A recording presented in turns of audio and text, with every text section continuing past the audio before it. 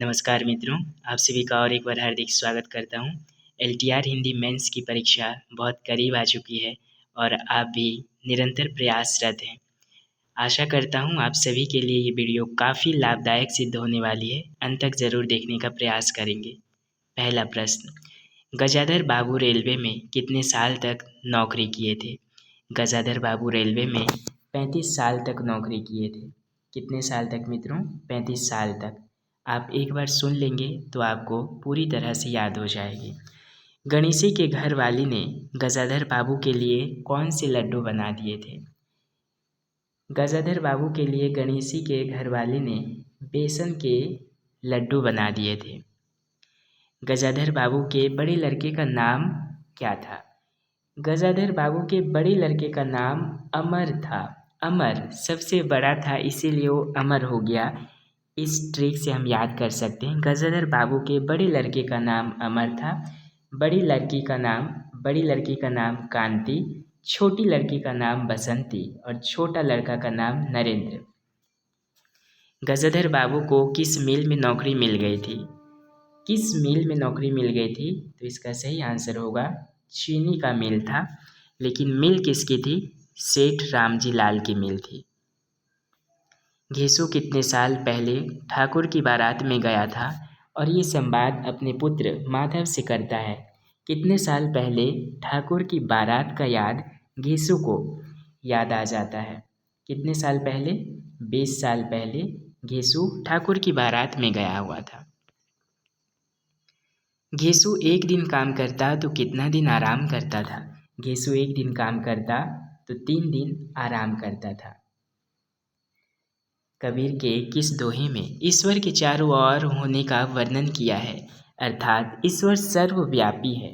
किस दोहे से हमें प्रतीत होता है, किस दोहे से हमें पता चलता है?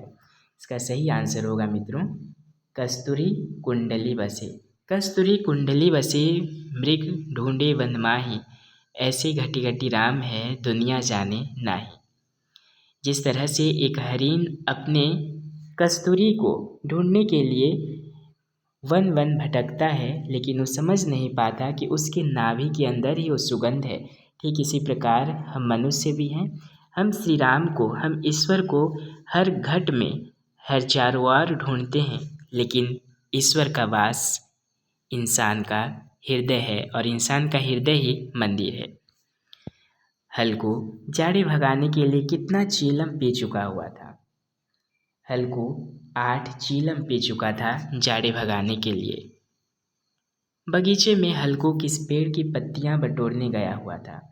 तो बगीचे में आम की पत्तियां बटोरने के लिए हल को गया हुआ था, ताकि उस आम की पत्तिये को बटोरें और उसे जलाकर ताप ग्रहण करें, क्योंकि पूस की रात बहुत कड़क की ठंड होती है और उनके पास जो भी 3 रुपए वो जुगाड़ करके रखे थे कंबल खरीदने के लिए, उन्होंने दे ही दिया। किसकी मूर्ति भारतवासियों के हृदय में है? लॉर्ड रिपन की मूर्ति। लॉर्ड रिपन की मूर्ति भारतवासियों के हृदय में है और ये इसका संकेत है कि लॉर्ड रिपन भारतवासियों के हृदय में एक मंदिर बनाया, ना कि वो शो किया, ना कि वो दिखावा किए, बल्कि वो कर्तव्य किए। बाल मुकुंद गुप्त जी इस ओर संकेत करके करारा व्यंग करते हुए कहते हैं कि लॉर्ड रिपन की मूर्ति भारतवासियों के हृदय में अभी भी विराजमान है। महारानी विक्टोरिया का घोषणा पत्र है, कब का है? सन 1858 का। इसमें कन्फ्यूज नहीं होना है, 1858 होगा। सभी मनोविकारों में फुर्तीला विकार क्या है? सभी मनोविकार में क्रोध जो है सबसे फुर्तीला विकार है।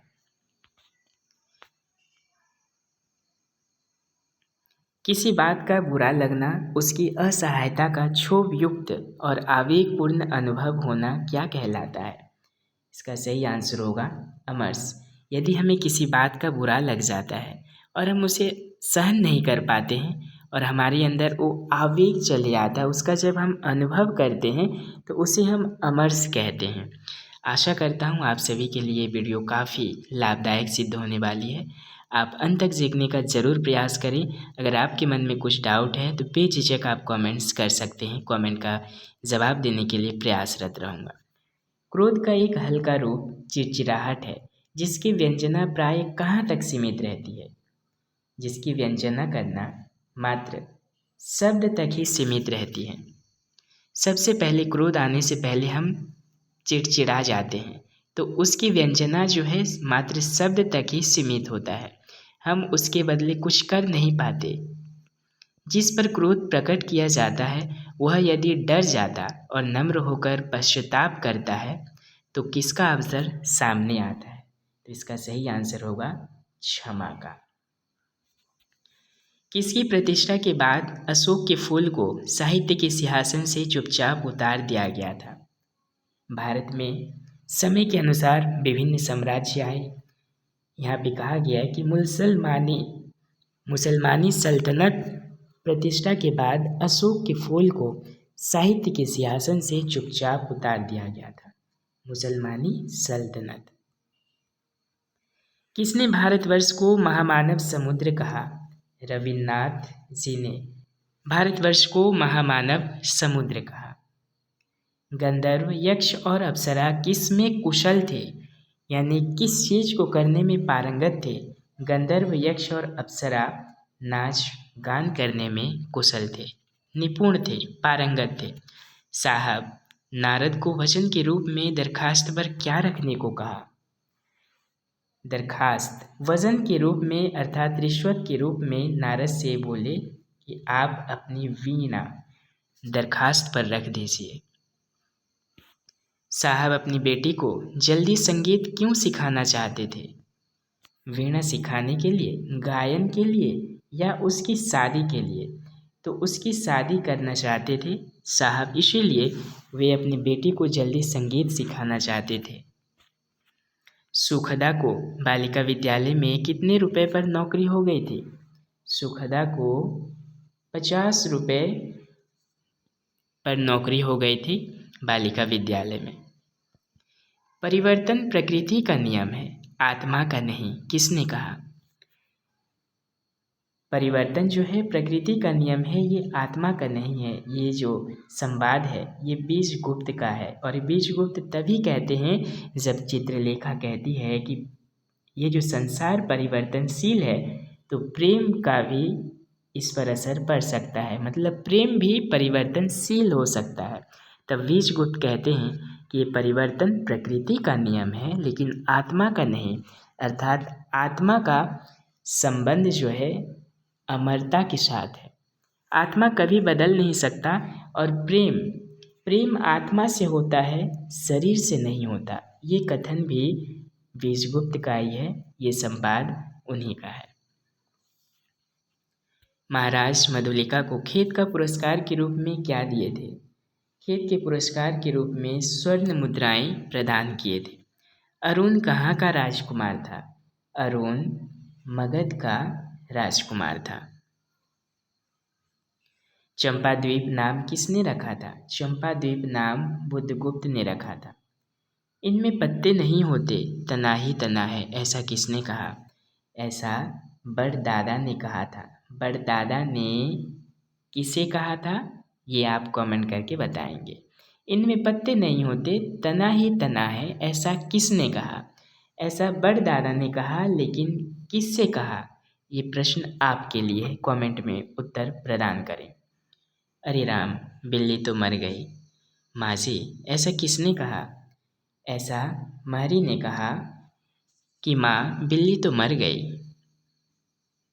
रामू की बहू पर कौन सा नरक लगा था? रामू की बहू पर कुंभी पाक का नरक लगा हुआ था। वैद्य जी का दुकान का नाम क्या था? मित्रों, इसके लिए क्षमा प्रार्थी हूँ, टाइपिंग मिस्टेक हुआ है, वैद्य होगा। वैद्य जी का दुकान का नाम क्या था? गर्मी के दिन कहानी से लिया गया है, इसके रचयिता हैं कमलेश्वर जी। वैद्य जी का दुकान का नाम है धन्वंतरी औषधालय। माँ की खर्राटों की आवाज़ दूर तक ना जाए, उसके लिए सामनाथ माँ से क्या कहा? चुपचाप बैठे रहना, सो जाना, माँ जल्दी सो नहीं जाना। तो माँ से कहते हैं, माँ जल्दी आप सो मत जाना, क्योंकि आपके सोने से खर्राटों की आवाज़ दूर दूर तक जाती है और इसका एक ही उपाय है कि आप जगे रहना। सामनाथ की माँ कहाँ जाना चाहती थी? जब चिप की दावत खत्म हो जाती है तो माँ ठान लेती है कि उन्हें हरिद्वार जाना है। चिफ के खुश होने से सामनाथ को क्या मिलती? नौकरी मिलती? नहीं, तरक्की मिलती। चिफ के खुश होने से सामनाथ को तरक्की मिलने वाला था। कालिंदी चरण का लक्ष्य क्या था? कालिंदी चरण एक ऐसा युवक देश प्रेरणा से ओतप्रोत, देशभक्ति से ओतप्रोत था और कालिंदी चरण जो है बुद्धि को चारों ओर से जगाना चाहता था, अपने भारत देश को परतंत्रता से स्वतंत्रता दिलाना चाहता था। किस कारण सुनिंदा का बच्चा चला गया था? किस कारण सुनिंदा का बच्चा चला गया का अर्थ है सुनिंदा का बच्चा मृत्यु हो गया था। किसके कारण? असमय पैदा होने के कारण? नहीं, बेपरवाही के कारण सुनिंदा का बच्चा चला गया था। लास्ट प्रश्न है, गौरा प्रातः शाम कितना सेर लगभग दूध देती थी? गौरा प्रातः शाम 12 सेर दूध देती थी। मित्रों, जो प्रश्न पूछा हूँ उसका आप कमेंट में ज़रूर जवाब देने का प्रयास करेंगे, क्योंकि आप लिखेंगे तो आपको निश्चित रूप से याद हो जाएगा। अगर आप मेरे चैनल पर नए हैं मित्रों तो एक लाइक, सब्सक्राइब और शेयर ज़रूर करें। इसी से मैं और भी उत्सुक होने लगता हूँ और वीडियो बनाने के लिए तत्पर होता हूँ। धन्यवाद, नमस्कार। अब अगले वीडियो में मिलते हैं नई जानकारी के साथ और आपको इस बार सफलता प्राप्त हो, इसी शुभकामनाओं के साथ। शुभ रात्रि।